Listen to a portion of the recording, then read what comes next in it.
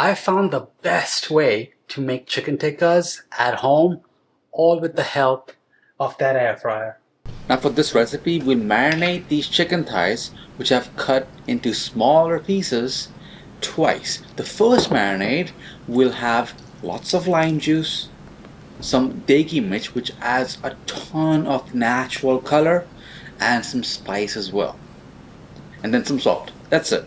You mix that all really well.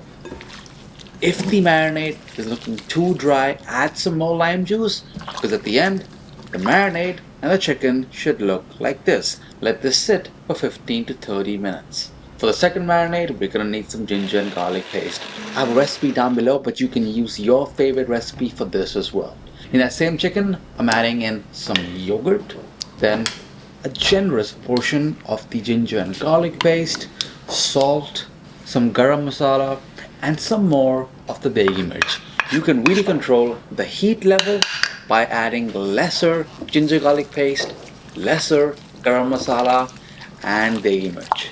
Mix that up really well, and here, the longer you marinate, the better it's gonna be. I would suggest overnight, about 8 hours. Now this is the best part about using the air fryer. See, my air fryer has been preheated at 400 degrees Fahrenheit, and I'll show you how using the parchment paper squares really helps to save on the cleanup and helps with cooking this chicken.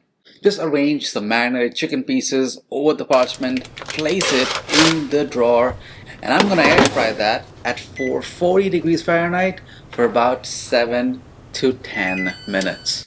After the first couple of minutes, spray with some good quality olive oil, which is gonna help get some nice quality char.